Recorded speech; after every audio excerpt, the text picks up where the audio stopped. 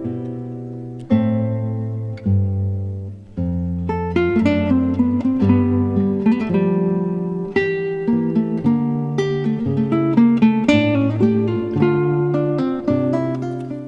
I'm Reverend Jake Zabe, and welcome to Children's Bible Stories.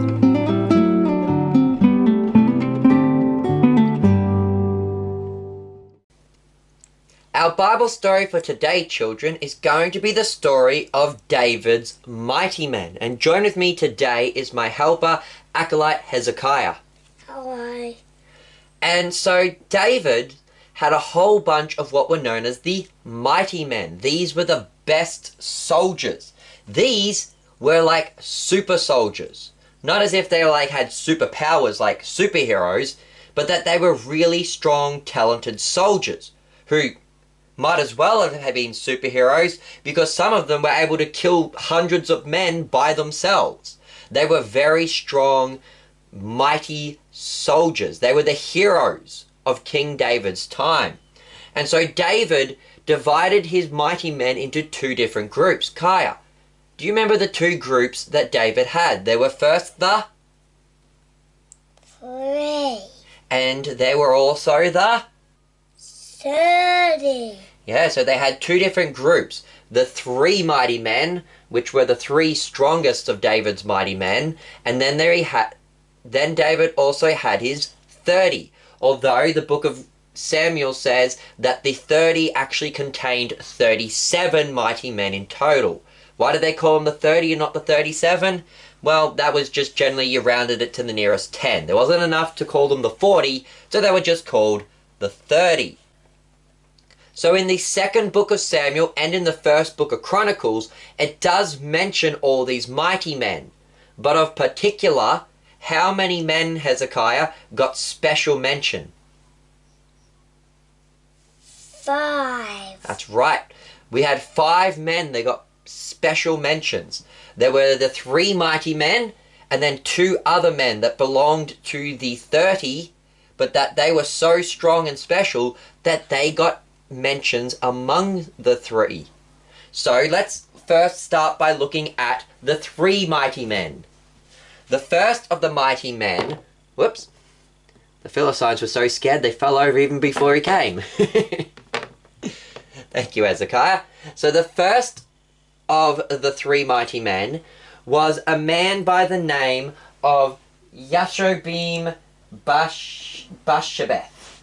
That's what he's called in the book of Samuel. In the book of Chronicles, he's got a much shorter name, just Jashobeam. So most likely the first name in Samuel's was his actual birth name, and the name Jashobeam was probably just the nickname, a shorter name that he was known by. Now he was such a mighty strong man that he was actually the captain of the 3. He was in charge of the 3. And according to the book of Chronicles, he killed over 300 men by himself. Dropped his spear. Oh no. Well, Hezekiah, you mind picking up the Philistines for round 2? And Jashobeam, according to Chronicles, killed 300 men. Now, if you read the book of Samuel, it almost sounds as if he killed 800 men. The reason is because there is a very confusing line in the book of Samuel. If you read the King James Bible, it says that he was the chief among the 3 and that he was called Adino the Eznite because he had killed 800 men at one time. So it sounds like he killed 800 men.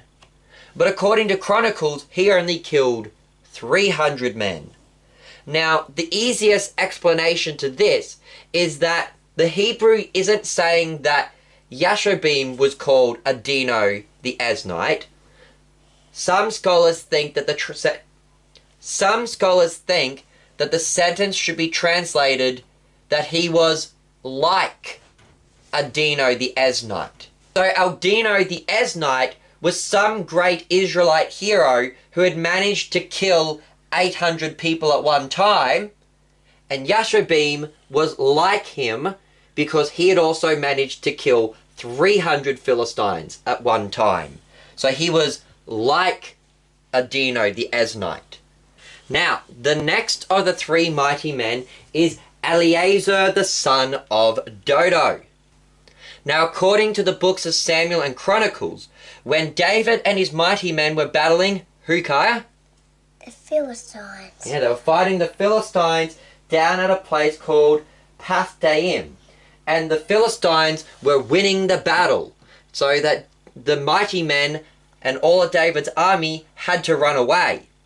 And they came to a barley field, and David and Eleazer stood there, and they defied the Philistines and fought them off and killed them all. And it says that the rest of the army only came along later when it was time to collect all the spoils and that of war. So all the other soldiers had run away scared from the Philistines, but David and Eleazer, they stood strong in a barley field and fought them off. Alright, Hezekiah, can you stand up the Philistines again? Because we got to get ready for the third of the mighty men, which is Shammah, the son of Agi the Hagarite. Now, according to the book of Samuel, because he's not even mentioned in the book of Chronicles for some reason, but according to the book of Samuel, Shammah took his stand. But according to the book of Samuel, the Philistines had gathered together a troop in a piece of land full of lentils. So you know what lentils are, Kaya? He keeps falling over. Like veggies and chickpeas. Yeah, a type of vegetable. Like little beans and stuff.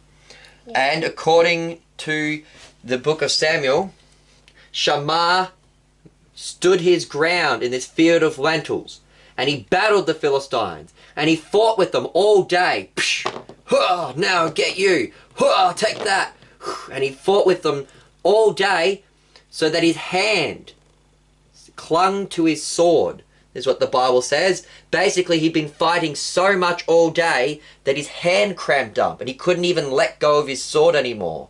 Essentially, his hand was just tightly gripped to his sword so that he couldn't actually get his hand open to let go of his sword anymore. He fought that long and hard.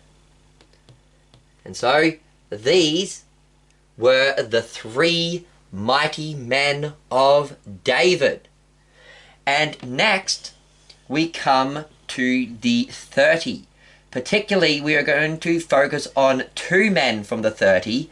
The first being Abishai, the brother of Joab. Now, Joab, you might remember from other parts of the Bible, is one of David's generals and lead advisors. And his brother Abishai was a very strong, mighty warrior. So strong and mighty that he earned a name alongside the three.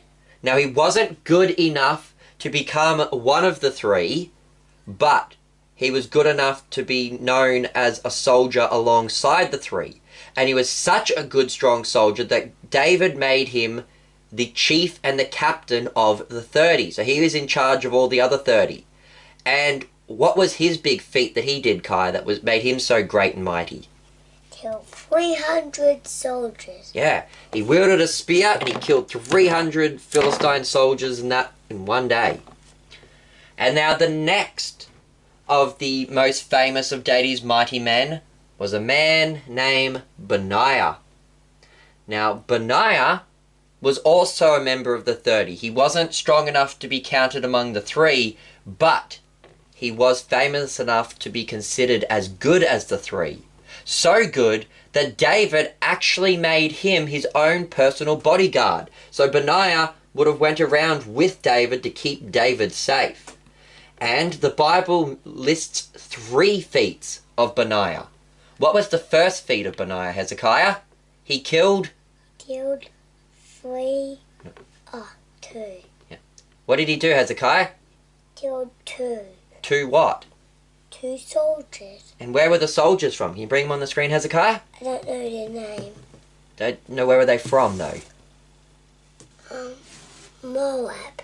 The Bible called them 2 lion-like soldiers from Moab. And so by lion-like meant that they were as fierce and as strong as lions. These 2 men from Moab They were essentially the mighty men of Moab. They were as popular and as famous as the mighty men of David. These would have been the heroes of Moab. And along came Benaiah, and he killed both of them. Now what was the next feat of Benaiah, Hezekiah? Went down to a pit on a snowy day and he killed a leopard. That's right. So he went into the pit and it was snowing, and there was a leopard in the pit. And he fought it. It's pretty snowy in here. Oh, it's pretty cold. He killed that leopard. Okay.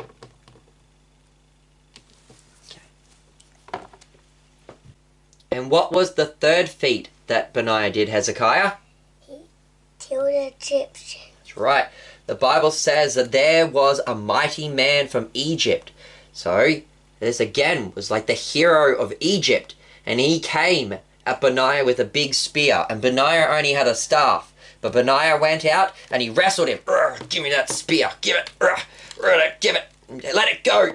And he took the Egyptian spear from his own hands and he stabbed the Egyptian with his own spear.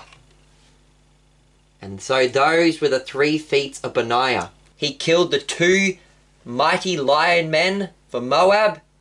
He killed a leopard in a pit on a snowy day. And he killed an Egyptian, a mighty Egyptian warrior.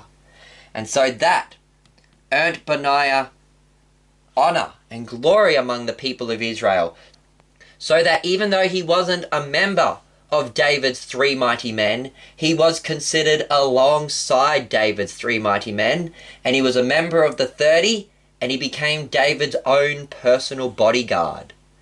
And now the Bible goes on to list a bunch of other men who made up the 30, or the 37 to be exact. We don't really have time to go through all of them, and the Bible doesn't mention all their feats. There are a few individuals of mention that I'd like to mention first, such as there was Uriah the Hittite. That's the guy who David stole his wife. So he was a mighty man too. And he was a Hittite, which means he wasn't even a Jew. He was a Gentile that came to fight for David because he believed in God. There were also 2 other men. There was Zelek the Ammonite and also Ithmah the Moabite. We were just talking about the Moabites, weren't we, Hezekiah? Yeah. Yeah. There were 2 Moabite mighty men that Benaiah killed. There was also another Moabite mighty man who came to fight for King David because he too believed in God. And do you know who the Moabites and the Ammonites were, Hezekiah? Descendants of Lot. Yeah, that means Lot was their great-great-great-great-grandfather. So they weren't descended from Abraham like the Israelites and the Jews. The Ammonites and the Moabites were descended from Lot and Lot's children. And so they were kind of distant cousins of the Israelites. But they were also enemies of the Israelites, and they weren't believers in God. But some of them, like Zelek and Ithmah, they became believers of God and came and joined David and fought in David's army. And there you go, children. That's our Bible story for today regarding the mighty men of David, his 3 mighty men, his personal bodyguard, and Abishai, the leader of the 30. I've been your host, Reverend Jake Zabel. Thank you, Hezekiah, for helping out. Goodbye and God bless.